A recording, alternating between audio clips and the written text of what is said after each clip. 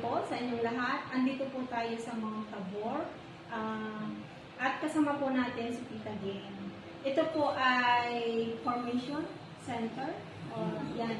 Siya po yung nagmamatch. Since 1964 na po nakita ko dun po sa news. Oo, matagal na ang Mount Tabor, 1964, kaya 70 years na siya. Wow. Ang dami lang naging graduates. Kung sa graduates ay mga 300 plus, 350, ganyan.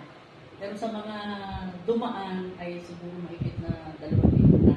Opo. Ano po tita yung ginagawa dito? Kayo po ay tumutulong sa ating mga kababayan na katutubo. Sa ating mga kasama na katutubo. So, nung galing ako sa Mangyan Mission, ang parang kumbaga, ito ay isa sa mga gawain ng Mangyan Mission. Ang Kapitawang Mission sa katutubo sa Mangyan, lalo na. So, isa sa mga programa ng Mangyan Mission ay ang education program. At isa siyang sangay, itong college education. Dati kasi from elementary to college, high school, elementary, high school, hanggang sa college. Tapos unti-unting nawala ang elementary at high school. Kasi ay nagkaroon na ng marami din public schools sa pamayanan ng Mangyan. So natira ang college na hanggang ngayon ay existing na dati-dati ay this had 70 residents or 75 ganun.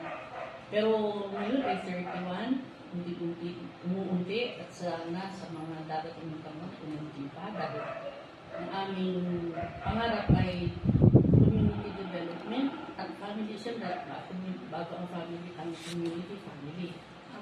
So, sa pamamagitan ng mga graduate dito, pag nag-start sila ng family, ay maging matatag na sila, ay may profession na, siyempre pag may profession pa, meron pang trabaho. Yun ang expectation. So, marami pa rin kailangan burahin sa mga nakagabian ng mga tradisyon, lalo na sa family. Pagkaroon lang tayo, so ang kaisipan ay dapat ay lumagpas tayo sa kung ano meron yun, ay lagpasan natin yun. Pero the positive way. So yun ang saka ang vehicle lang ng education, vehicle lang ang makaroon ng diploma, ng career, profession, pero ang pinaka-matinding gawain ay ang siguro yung human formation and the Christian formation. Amen. No? Yung napakaganda po kita na sinabi niyo. And about po dito po sa ating tinuturo dito po sa IMD about financial literacy, ano po yung maibigay niyo pong advice lalo po sa mga kabataan natin na nandito ngayon? Ano po yung based on your experience also yung mga nakikita sa paligid, ano po yung maibigay niyo advice para po sa kanila? Meron kaming mantra dito.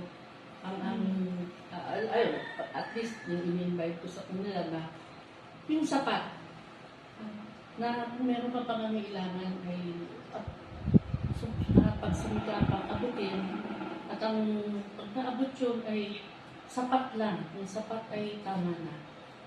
Na hindi ka mag-splurge kung anong meron ka ay hindi mo kasusin kasi ay meron na kahit na hindi kailangan, yung sapat ay napakalaking bagay yun. Pagka na simple pamumuhay, hindi naman kailangan maging overly. Yung parang ginagawa mo ng medic. Parang walang wala ka, ganyan. Hindi para sa sarili mo. Sabihin ay okay ang sa pamilya, lalo na nabibigay natin ang mga kailangan ng pamilya na hindi nagtutulang. Kaya nga po kita nakapasalamat po din ako at naisama po ako ng Maribilians. Alam ko kasi Maribilians siya dito. Isa siya sa patunay na naging successful. Nagaling siya dito. So, yun, maraming salamat po tita. At sigurado babalik po kami kasi po, ang ganda po nung naging feedback sa mga kabataan. At least, namulat po namin yung mindset nila about sa pagiging po habang bata pa. Huwag iasa sa government, huwag iasa kung kanino man ang kanilang pagdala ang future. Yun. Kaya nga yung sa pagtulong din ay din dati ay give all. We give all, no? Lahat ng pamilya yun naman ang kultura ng araw eh. Diba? Yung araw ay sa mga missionary, sa mga NGOs, lahat ibinibigay.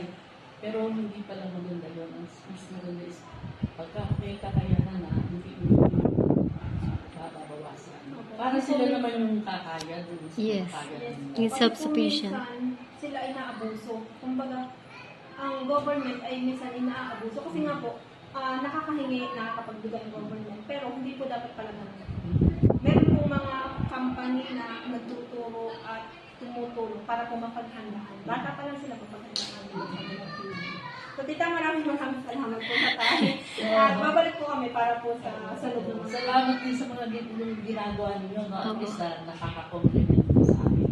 Kain na hindi tayo magkasalungat. Opo. Pare-pareho Para sa natin ating advocacy na makatulong na makapagsikap ang mga kabataan ngayon para sa kanilang buhay kinabukasan.